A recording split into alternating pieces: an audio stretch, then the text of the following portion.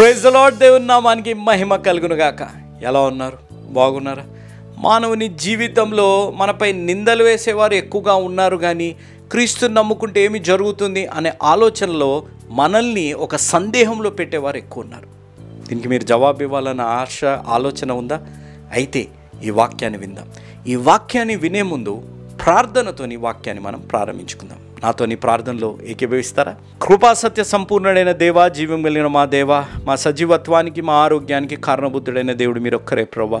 మీ పాదాల దగ్గరికి యేసు అనుచరులు పంపించిన ప్రతి ప్రార్థన అవసరతను తీసుకొని వస్తున్నాం. పేరు పేరున ఈ బిడ్డల్ని మీరు జ్ఞాపకం చేసుకోమని మేము వేడుకుంటున్నాం తండ్రి. ప్రాముఖ్యంగా వీటిలో ప్రభువా తండ్రి ప్రకాష్ గారు ప్రీతం పాల్ బీటెక్ ఎగ్జామ్స్ కొరకే, షైనీ నీట్ ఎగ్జామ్ కొరకే, నిఖిత గారు ప్రభువా తన గవర్నమెంట్ ఉద్యోగం కొరకే, దేవమ్మ గారు ఆర్థిక ఇబ్బందుల నుంచి విడుదల కొరకే ప్రభువా, తోబుట్టుల మధ్య ఐక్యత కొరకే, దేవమ్మ గారికి ఉన్న అనారోగ్యంలో ఆరోగ్యం కొరకే, సుహాసిని గారు ప్రభువా జోసెఫ్ జాబ్ కోసం, అభినయ్ ఎంబీబీఎస్ ఎగ్జామ్ కొరకే, సుహాసిని ఆరోగ్యం కొరకే, కుటుంబ సభ్యుల కొరకే, జాన్ బాబు గారు ప్రభువా కుటుంబంలో వివాహం కొరకే ప్రభువా, కొర్నేలి గారు ప్రభువా Nehemiah 10th class exam, Susheela గారు ఆరోగ్యం కొరకే, దేవమణి 10th ఎగ్జామ్స్ కొరకే ప్రభువా కుటుంబ క్షేమం కొరకే, ఆనందరావు గారి కొరపై కుటుంబం ఆత్మీయ ఎదుగుదల కొరకే మేము ప్రార్థిస్తున్నాం. వీరే కాకుండా ఇంకెవరైతే ప్రత్యక్షంగా పరోక్షంగా మాకు ప్రార్థన అవసరతలు ప్రభువా ఉత్తరాల ద్వారా, వాట్సాప్స్ ద్వారా, ఫోన్స్ ద్వారా మాకు తెలియజేస్తున్నారు, వాటన్నిటిని కూడా మేము జ్ఞాపకం చేసుకున్నాం. వివాహం కాని బిడ్డలు, సంతానం లేని బిడ్డలు ప్రభువా, కుటుంబంలో శాంతి సమాధానం లేని కుటుంబాలు ప్రభువా, ఎవరైతే తీవ్రమైన అనారోగ్యాలతో బాధపడుతున్నారో, ఎవరైతే ఐసీయూలో ఉన్నారో, ఎవరైతే ప్రభువా వారి కుటుంబంలో ప్రేమించిన వారిని కోల్పోయారు, వారందరినీ కూడా మేము పేరు పేరున జ్ఞాపకం చేసుకుంటున్నాం. అదేవిధంగా ప్రేమ నమ్మకం కలిగిన మా ప్రియ పరలోకపు తండ్రి, జీవం కలిగిన మా దేవ, మా జీవితాల్లో ప్రభువా మీరు మా తోడుండే దేవుడు అని, మా జీవితాల్లో మిమ్మల్ని నమ్ముకుంటే కన్నీరు వచ్చిన కన్నీరు తుడిచి ఆనందంగా మార్చే దేవుడు మీరున్నారని, పడిపోయిన జీవితాన్ని నిలబెట్టగలిగిన దేవుడివి, కూలిపోయిన పరిస్థితులలో మమ్మల్ని తిరిగి కట్టగలిగిన దేవుడు మీరే అని తెలుసుకునే ఆత్మీయ అనుభవంలోకి ప్రతి బిడ్డ నడిపింపబడాలి అని అంటే ప్రభువా ఈ రక్షణ సువార్త విని రక్షణ పొందాలి.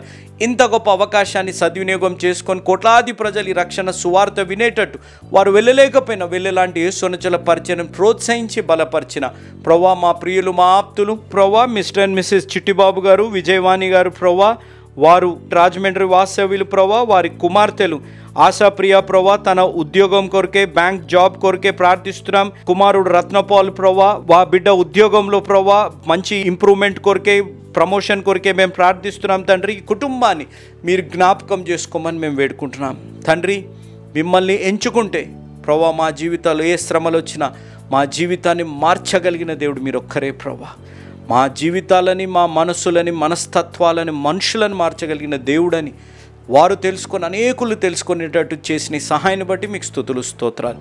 ఈ కుటుంబానికి ఈరోజు ఈ వాక్యం వింటున్న బిడ్డలకి, ఈ వాక్యం విని రక్షణ తీర్మానం తీసుకోబోతున్న బిడ్డలకి మీ ద్వారా ప్రేరేపింపబడి ఇస్తున్న వాగ్దానం, ఆజ్ఞ, సూక్తి తండ్రి మీరు అనేకమైన పిచుకల కంటే శ్రేష్ఠులు. లూకాసు వార్త 12:7 ఆజ్ఞ భయపడకుడి. లూకాసు వార్త 12:7 సూక్తి మరణము జీవితానికి ముగింపు కాదు, అది శాశ్వతానికి ద్వారం మాత్రమే. తండ్రి ఈ సూక్తి మా జీవితాల ఆత్మీయ మేల్కొల్పు తెచ్చి ఈ ఆజ్ఞానుసారంగా జీవించి వాగ్దానం మా జీవితాల్లో స్వతంత్రించుకొని అంత ఆత్మీయ అనుభవంలోకి నడిపించాను. అవును ప్రభువా మమ్మల్ని ఎవ్వరు శ్రేష్ఠులుగా చూసినా చూడకపోయినా మీరు చూసే దేవుడు అనే ఆత్మీయ అనుభవంలోకి నన్ను మమ్మల్ని నడిపించి బలపరిచి దీవించి ఆశీర్వదించుమని ఈ వాక్యం వింటున్న బిడ్డలని, వాక్యం విని రక్షణ తీర్మానం తీసుకోబోతున్న బిడ్డలని, ఈ కుటుంబాన్ని ప్రభువా చిట్టిబాబు గారు, విజయవాణి గారు వారి బిడ్డల్ని నిండుగా మెండుగా దీవించి ఆశీర్వదించుమని, ఈరోజు వాక్యం వినబోతున్న బిడ్డలతోని బోధించబోతున్న నాతో మాట్లాడి నడిపించి బలపరచుమని యేసు నామమున అడిగి వేడుకుంటున్నాము తండ్రి,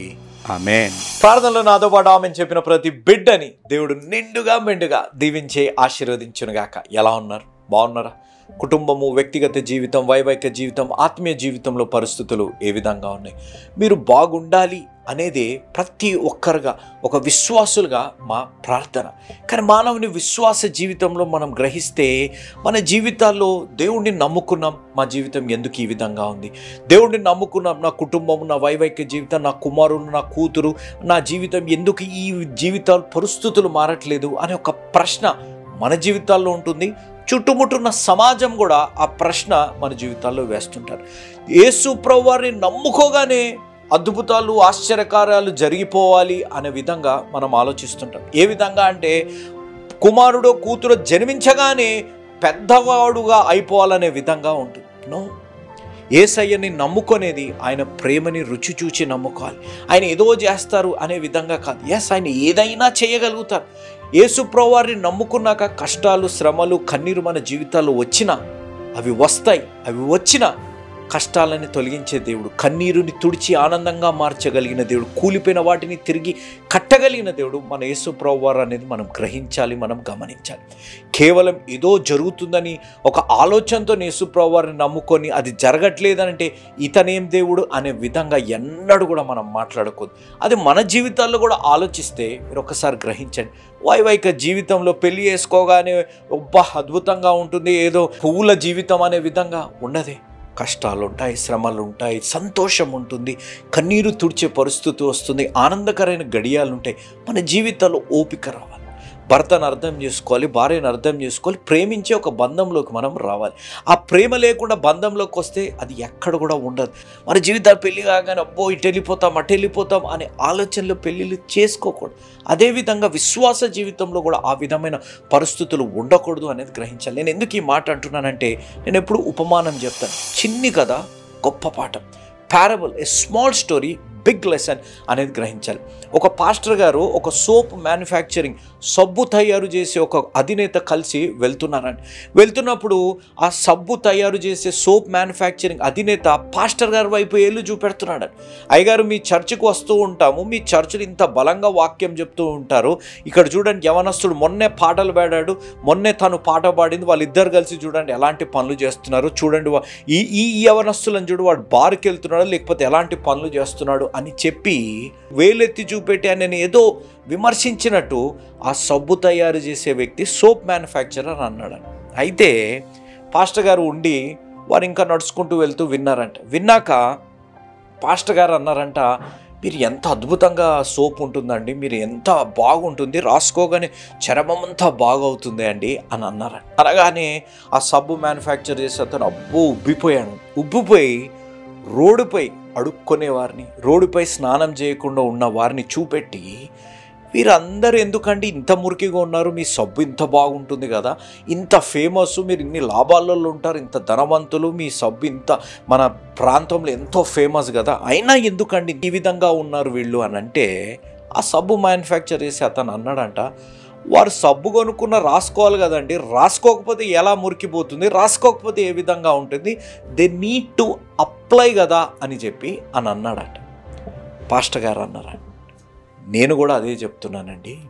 సంఘానికి వస్తే క్రైస్తవులు గారు, సంఘానికి వస్తే పరిశుద్ధులు గారు, సోపు కొనుక్కుంటేనే మనము పరిశుభ్రంగా ఉండము, ఆ సోపు కొనుక్కొని రోళ్ళు రుద్దుకుంటేనే శుభ్రపరచబడతాం.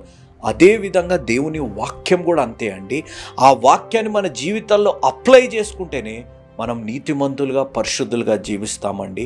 సోపు కొనుక్కొని పెట్టుకొని వాసన చూస్తే పరిశుభ్రత రాదండి, అదే జీవితం అండి అని చెప్పి పాస్టర్ గారు జవాబిచ్చారండి. ఈరోజు నేను చెప్పే మాట, మన జీవితాల్లో మనం తీసుకునే నిర్ణయాలు, మనం ఎంచుకునే మార్గాన్ని బట్టి మనం జీవితాలు ఇంకా చీకటి, మనం క్రీస్తుని నమ్ముకున్న వారంగానే ఉన్నాం, కోపంతోని పగలతోని రగిలిపోతున్నాం, దూషణలతో రగిలిపోతున్నాం, మన జీవితాలు ఇంకా మనం ఒక రిగ్రెట్తో బ్రతుకుతూ ఉన్న పరిస్థితులు ఉన్నాం. మన జీవితాల్లో ఉన్న సమస్తాన్ని దేవుడికి అప్పచెప్పగా నీ జీవితాన్ని, కన్నీటిలో ఉన్న జీవితాన్ని ఆనందంగా, శ్రమలలో ఉన్న జీవితాన్ని సుఖంగా మార్చగలిగిన దేవుడు ఆ విధంగా దేవుడు మార్చునుగాక. జీవితాలు అలాంటి పరిస్థితులు రావాలని చెప్పి యేసు అనుచరులుగా మీ ప్రియతమాన్న జోషన్న గారు స్థాపించిన యేసు అనుచరులనే కుటుంబం మీ కొరకు ప్రత్యేకంగా ప్రతిరోజు 4 పూటలు, ప్రతి శనివారం రోజంతా మీ కొరకు ప్రత్యేకంగా ఉపవాస ప్రార్థనలు మేము చేస్తున్నాం. ఇంత గొప్ప అవకాశాన్ని దేవాతి దేవుడు మాకు దయచేసినందుకు దేవుడికి ఎంతో వందనాలు, కృతజ్ఞతలు చెల్లించుకుంటాం. మీరు మరవకండి, మీరు ఎలాంటి మార్గంలో నడుస్తున్నా, ఎలాంటి నిర్ణయాలు తీసుకున్నా అవిటి నుంచి బయటకి తేగలిగిన దేవుడు, ద ఓమ్నిపోటెంట్ గాడ్, శక్తివంతమైన దేవుడు ఉన్నారు.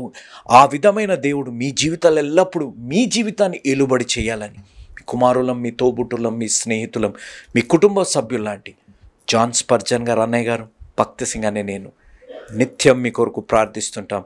అలాంటి గొప్ప కార్యము దేవుడు మీ జీవితాల్లో చేయునుగాక.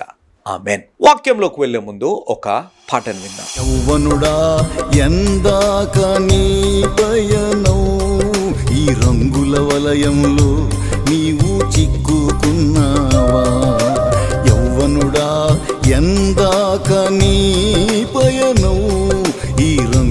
వలయంలో నీవు చిక్కుకున్నావా?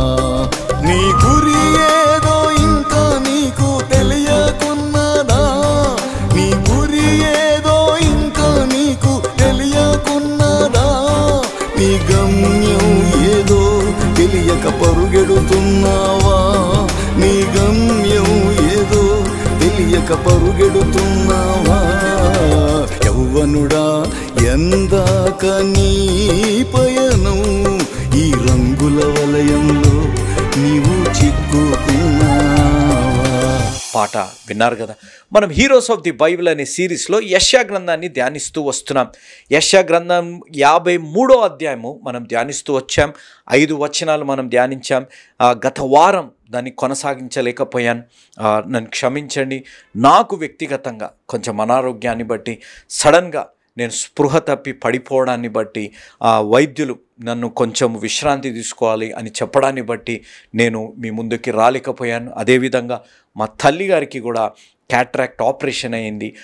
తన కొరకు కూడా మేము ఆగిపోయే పరిస్థితి వచ్చింది. కాబట్టి నా కొరకు, నా తల్లిగారి కొరకు, నా కుటుంబం కొరకు మీరు ప్రార్థించాలి, మా తోబుట్టుల కొరకు ప్రార్థించమని నేను మనవి చేస్తున్నాను. హీరోస్ ఆఫ్ ది బైబిల్ అన్న ఈ సిరీస్లో మనం యెషయా గ్రంథం 53వ అధ్యాయం 6వ వచనాన్ని నుంచి మనం ప్రారంభిస్తాం. మనమందరము గొర్రెల వలె త్రోవ తప్పితిమి, మనలో ప్రతివాడు తనకిష్టమైన త్రోవకు తొలిగెను, యెహోవా మనమందరి దోషమును అతని మీద మోసెను.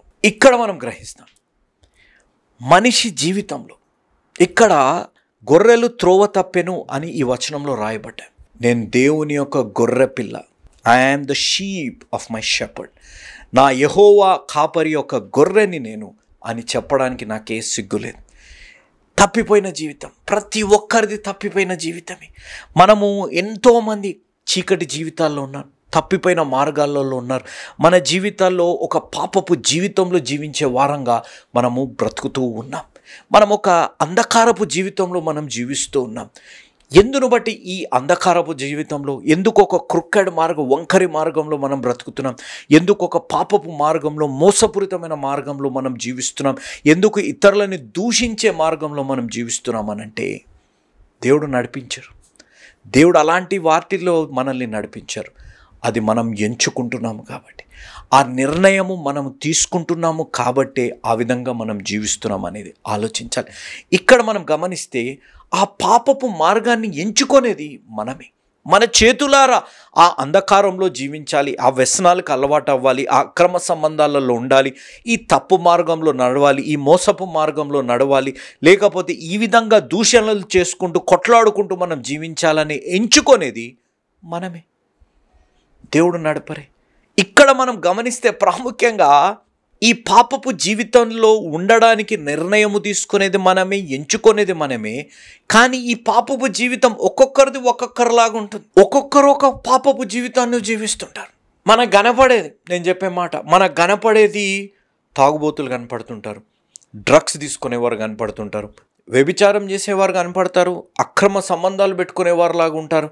ఈ విధంగా ఉంటారు. ఇంకా కొంతమంది ఉంటారు, మీరు ఆలోచించాలి, వారు చేసే పాపం ఎలాంటిది అని అంటే బయటకి బహుబలంగా ఎంతో మంచివారుగా కనపడే విధంగా ఉంటారు.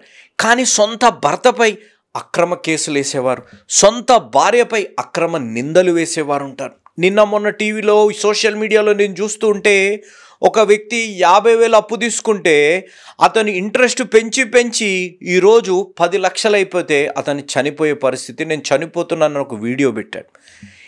ఇతను కష్టంలో సహాయం చేశాడు, లేకపోతే వ్యాపారపరంగా అప్పు ఇచ్చాడు అన్నట్టు బాగానే కనపడుతుంది. కానీ ఆయన అక్రమ వడ్డీ వేయడాన్ని బట్టి, ఇతనిని బట్టి అప్పు తీసుకున్న వ్యక్తి చనిపోయే పరిస్థితి వచ్చింది. ఈ రోజుల్లో బాగా ట్రెండింగ్లో మనం గమనిస్తే బెట్టింగ్ యాప్స్ గురించి బాగా కనపడుతున్నాయి.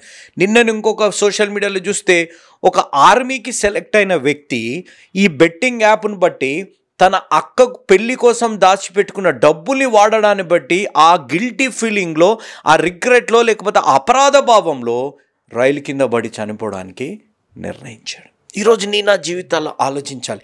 కొన్ని కనపడతాయి, కొన్ని కనపడవు. ఇంకొకటి, బాగా ట్రెండ్ అవుతుంది. ఇంకోటి ఏంటిదంటే, ఒక భార్య అక్రమ సంబంధం పెట్టుకుంది, ఎక్కడ కూడా ఎవరికి కనపడకుండా ఉంటే, భర్త వేరే పని మీద లేకపోతే ఆ ఇంటిని పోషించడానికి వేరే ప్రాంతానికి వెళ్తుంటే భార్య అక్రమ సంబంధం పెట్టుకుంటే భర్తకు దొరికి భార్యని అడిగారంట, నీకు భర్త కావాలా అతను కావాలంటే నాకు అతనే కావాలి. ఏం చేస్తారు? దగ్గరుండి పెళ్లి చేశారు. పిల్లల పరిస్థితి ఈరోజు మన జీవితాల్లో ఆలోచించాలి. కొన్ని కనపడతాయి, కొన్ని కనపడవు. ఇలాంటి వారు తప్పిపోయిన వారు, ఈ విధంగా తప్పిపోయిన వారు, అక్రమ సంబంధాలు పెట్టుకొని ఉన్నవారు, వడ్డీ వ్యాపారం అని బెట్టింగ్ యాప్లు అనే విధంగా ఉండేవారు, లేకపోతే ఇతరులపై అక్రమ కేసులు పెట్టేవారు, లేకపోతే ఇతరుల నుంచి దోచుకొని దౌర్జన్యం చేసే ఉండేవారు లాంటి మనుషులు పాపం తప్పిపోయిన జీవితాన్ని సరిదిద్దడానికి యేసు ప్రభువారు ఈ లోకంలోకి వచ్చారు. దేవుని నామానికి మహిమ కలుగును గాక. యెషయా గ్రంథం 53వ అధ్యాయాన్ని ప్రాముఖ్యంగా మీరు గ్రహించవలసింది, మీరు గమనించవలసింది, it is the photograph of cross.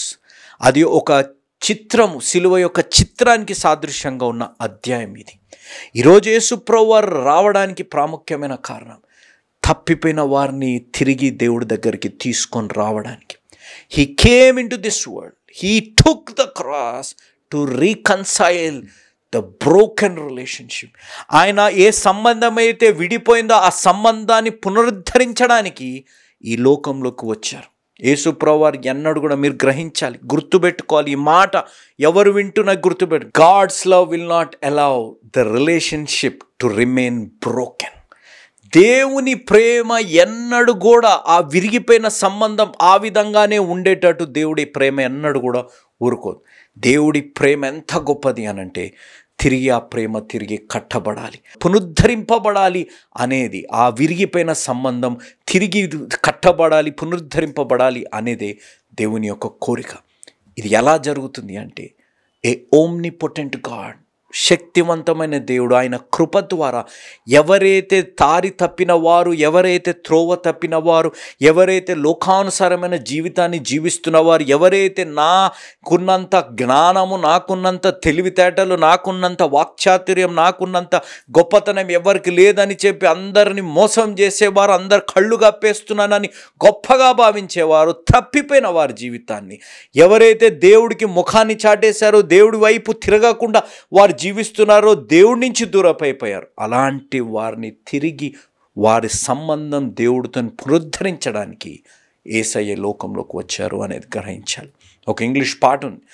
నేను గత వారం ఒక సంఘానికి వెళ్ళినప్పుడు అక్కడ బ్యాప్టిజమ్స్ ఇస్తున్నప్పుడు అక్కడ చెప్తున్న సాక్ష్యం ఇస్తున్న వారు, నేను దేవుడిని సొంత రక్షకునిగా అంగీకరించాను, దేవుడి ప్రేమను తెలుసుకున్నాను, నో టర్నింగ్ బ్యాక్, నేను ఇంకా తిరిగి చూడను నా పాప జీవితాన్ని అని అంటున్నారు.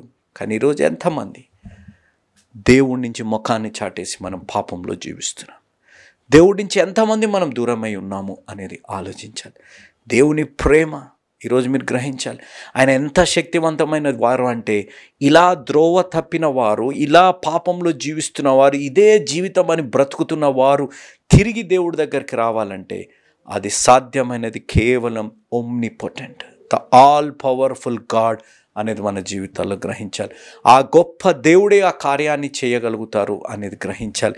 కాబట్టి దేవుడి ప్రేమ ఏ సంబంధం అయితే విరిగిపోయిందో అది అలానే ఉండేటట్టు దేవుడి ప్రేమ ఉండదు, చూస్తూ ఉండదు అనేది గ్రహించాలి. దేవుడు ఎప్పుడు కూడా తిరిగి కట్టాలని ప్రయత్నించే దేవుడు. ఈరోజు నీ జీవితాలు, తమ్ముడు, చెల్లెమ్మ, అక్కయ్య, అన్నయ్య, అంకుల్, ఆంటీ, మన జీవితాల్లో మన సంబంధాలు మీరు ఆలోచించాలి.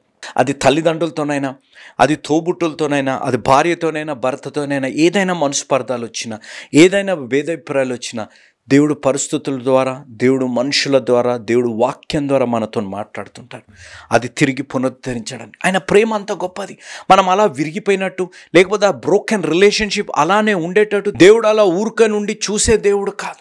చాలామంది మన జీవితాల్లో ఏదైనా సంబంధం విడిపోయింది, అన్నదమ్ములు, అక్క చెల్లెలు, లేకపోతే తోబుడుల మధ్య భేదాభిప్రాయాలు వచ్చాయంటే సోద్యం చూస్తూ ఉంటారు.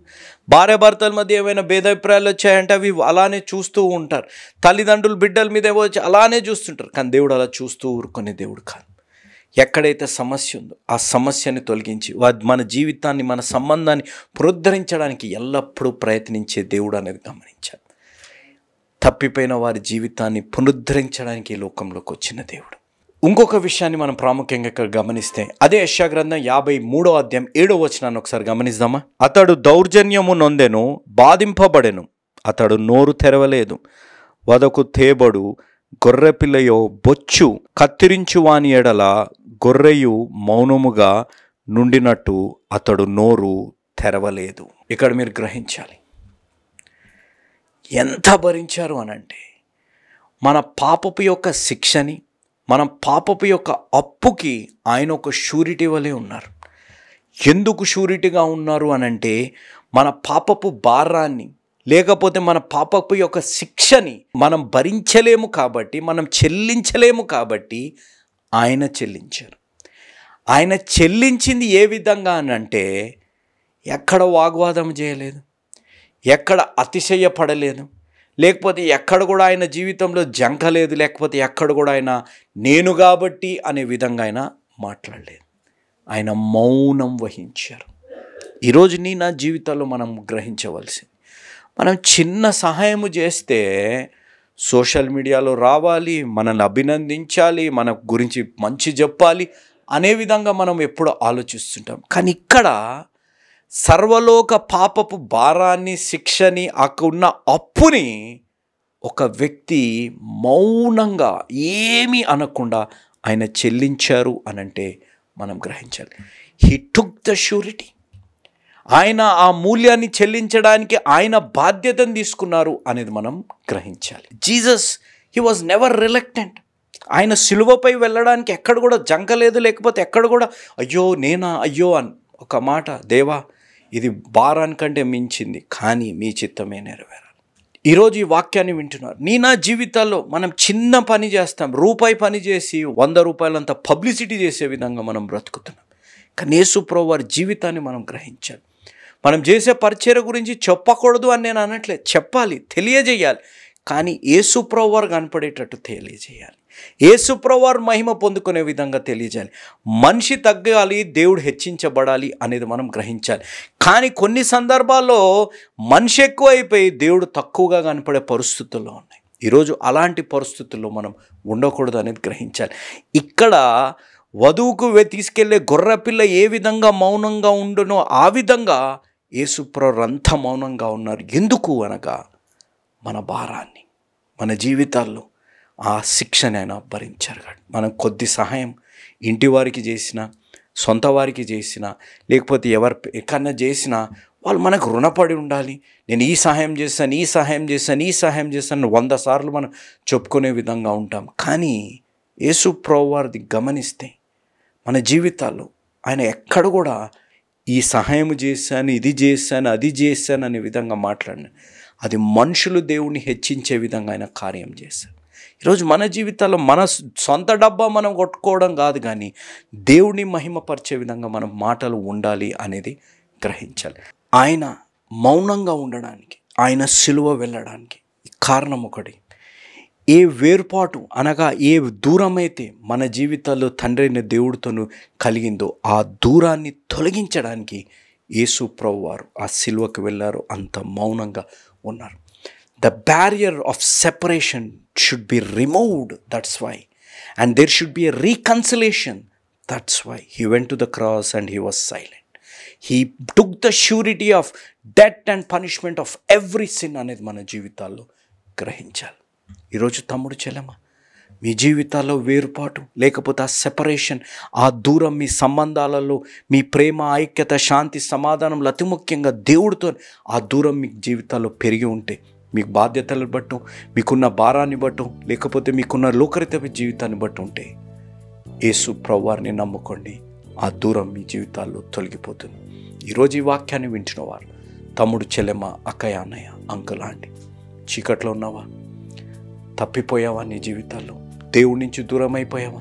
దేవుడికి దగ్గరికి రాలేని పరిస్థితుల్లో ఉన్నావా? రావాలని నీ జీవితాల్లో అనిపించట్లేదా? ఎందుకు అనగా నువ్వు తీసుకున్న మార్గంలో, నీ ఎంచుకున్న మార్గాన్ని, నువ్వు తీసుకున్న నిర్ణయాలను బట్టి ఈరోజు నీ జీవితం అలాంటి పరిస్థితుల్లో ఉంది. ఈరోజు దేవుడితో నా సంబంధం విరిగిపోయింది, నువ్వు దేవుడి దగ్గరికి రావాలని నీకు ఇష్టం లేదు. కానీ దేవుడు నీతోని ఆయన ప్రేమలో నీకుతో నువ్వు విరిగిపోయిన సంబంధాన్ని తిరిగి పునరుద్ధరించాలని దేవుడు కోరుకుంటున్నారు. ఆ కోరికను బట్టే నీ జీవితంలో పరిస్థితుల ద్వారా దేవుడు మాట్లాడుతున్నాడు. ఆ కోరికను బట్టి నీ జీవితాల్లో ఉన్న మనుషులు వారి ప్రవర్తన ద్వారా దేవుడు నీతో మాట్లాడుతున్నారు. ఆ కోరికలను బట్టే దేవుడు ఈరోజు ఈ వాక్యం ద్వారా దేవుడు నీతో మాట్లాడుతున్నారు. నీ విరిగిపోయిన సంబంధం దేవుడితోనైనా మనుషులతోనైనా, నీ కుటుంబ జీవితం, నీ వైవాహిక జీవితంలో అయినా తిరిగి పునరుద్ధరించడానికి దేవుడు తప్పిపోయిన నీ జీవితాన్ని సరైన మార్గంలో నడిపించడానికి, చీకట్లో ఉన్న నీ జీవితాన్ని వెలుగులోకి తీసుకొని రావడానికి, పాపపు జీవితాన్ని పరిశుద్ధ మార్గంలో నడిపించడానికి దేవుడు ఆయన ప్రేమ ద్వారా, ఆయన శక్తివంతమైన దేవుడు ఈరోజు నీ జీవితాన్ని మార్చాలని ఆశగలను. ఆయన మౌనంగా ఉన్నారు. ఆయన సిలువకు వెళ్ళారు. నీ పాపపు భారాన్ని, పాపపు అనే అప్పుని, పాపం ద్వారా కలిగిన ఆ శిక్షని ఆయన భరించారు. ఒక్క మాట మాట్లాడలేదు, ఎక్కడ కూడా జంకలేదు. There was no dispute, there was no reluctance. ఒక్క మాట కూడా మాట్లాడలేదు. ఎందుకనగా ఏ దూరం అయితే దేవుడితో పెరిగిందో ఆ దూరాన్ని తొలగించడానికి, ఏ దూరం అయితే మీ సంబంధాలలో కలిగిందో ఆ దూరాన్ని తొలగించడానికి, తిరిగి మీ జీవితాల్లో ఆ ప్రేమ ఆప్యాయతల పునరుద్ధాన అనుభవంలోకి మీరు రావాలని, మీ సంబంధాలు పునరుద్ధరింపబడాలని, మీ విశ్వాస జీవితం పునరుద్ధరింపబడాలని దేవుని యొక్క కోరిక. ఆ అనుభవంలోకి మీరు రావాలి అంటే ఇదే అనుకూల సమయం, ఇదే రక్షణ దినం. ఉన్న పాటున, ఉన్న చోటున మన పాపాల్ని మనం ఒప్పుకోగలిగితే, దేవుణ్ణి సొంత రక్షకునిగా మనం అంగీకరించగలిగితే, ఆ దేవుడు ఆ శిల్వ యాగాన్ని భరించింది, మౌనంగా ఉండి భరించింది. నీ జీవితం పునరుద్ధరింపబడాలి, నీ జీవితంలో ఉన్న పాపం తొలగింపబడాలి, నీ జీవితంలో దేవుడితో కలిగి ఉన్న దూరం తొలగింపబడాలని కోరుకున్నాడు. ఈరోజు తమ్ముడు, చెల్లెమ్మ, అక్కయ్య, అన్నయ్య, అంకుల్ లాంటి దేవుడితో దూరం పెరిగినా, మీ సంబంధాలలో దూరం పెరిగినా, మీ వైవాహిక జీవితాల్లో దూరం పెరిగినా, దేవుడు అది పునరుద్ధరించి నిన్ను ఆశీర్వదించునుగాక. నీ జీవితంలో ఉన్న ప్రతి పాపాన్ని దేవుడు తొలగించి ఆ చీకట్లోంచి నిన్ను బయటకు తీసుకొచ్చి వెలుగులోకి దేవుడు నడుపునుగాక. ఆ కార్యం జరగాలంటే ఈరోజే ఒక నిజమైన యేసు అనుచరుడుగా మారాలి. ఎందుకనగా యేసు మార్చేది జీవితాలు, మతాలు కాదు అనేది మీరెవ్వరూ మరవకండి. ముగించుకునే ముందు ప్రార్థన చేసుకొని ముగించుకుందాం. కృపా సత్య సంపూర్ణుడైన దేవా, జీవం కలిగిన దేవా, ఈ వాక్యం మీ ఆత్మ నడిపింపు ద్వారా జరిగిందని నమ్ముతున్నాం. పరిశుద్ధాత్మ దేవ, త్రియేక దేవ, విన్న వాక్యం ఫలించులాగున మీరు సహాయపడి బలపరచమని, మిమ్మల్ని ఎంచుకోవడాన్ని బట్టి వంకరి మార్గాలు, చీకటి మార్గాలు వెలుగులోకి రానుగా కానీ ప్రార్థిస్తూ యేసు నామమున అడిగి వేడుకుంటున్నాము తండ్రి, ఆమేన్. Praise the lord. మీ ముందుకు రావడానికి ఒక ప్రాముఖ్యమైన కారణం, మేము ఈ టీవీ పరిచర్యని ఎందుకు ప్రారంభించాం, ప్రాముఖ్యంగా తండ్రి అయిన నాన్నగారు, కీర్తిశేషులైన నాన్నగారు జోష్ అన్నగారు ఎందుకు ప్రారంభించారు అనేది వారి మాటల్లోనే విందాం. ఈ కార్యక్రమాన్ని నిర్వహించడానికి నేను ఎంతో ధైర్యం చేశాను అనే విషయాన్ని జ్ఞాపకం చేస్తున్నాను. డబ్బుండి కార్యక్రమాన్ని ప్రారంభించలేదు, నన్ను రక్షించి ఇంతవరకు పిలిచిన ప్రభు ఉన్నారు అని, తదుపరి విశ్వాసులైన మీరు ఉన్నారు అనే ధైర్యంతో ఈ కార్యక్రమాన్ని కొనసాగిస్తున్నాం. విన్నారు కదా, నాన్నగారు ఏ ధైర్యమైతే వారు చేసి టీవీ కార్యక్రమాలని ప్రారంభించారు, మన రక్షకుడైన యేసు ఉన్నారని, విశ్వాసులైన మీరు ఉన్నారనే ధైర్యంతోనే ఈ టీవీ కార్యక్రమాలని మేము కొనసాగిస్తున్నాం గత సంవత్సరాలుగా.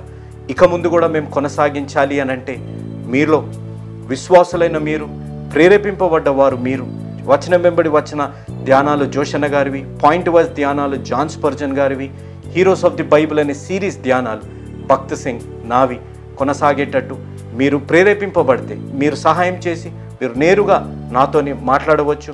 నాతో మాట్లాడి మాకు సహాయం చేయాలనేది నా మనవి. కాబట్టి మీరందరూ ఏ భారమైతే, సేవా భారమైతే నాన్నగారు గత 40 సంవత్సరాలుగా ముందుకు కొనసాగించారు, ఇప్పుడు యవనస్తులమైన మా అన్నగారు జాన్ స్పర్జన్ గారు మాపై ఉంది. కాబట్టి మీరు కూడా ఏ విధంగా నాన్నగారిని అయితే ప్రోత్సహించారు, నాన్నగారిని ఆదరించారు, మమ్మల్ని కూడా ఆ విధంగానే ప్రోత్సహించి ఆదరిస్తారని నమ్ముచు సెలవు తీసుకుంటున్నాను. దేవుడు మిమ్మల్ని దీవించి ఆశీర్వదించునుగాక. ఆమేన్.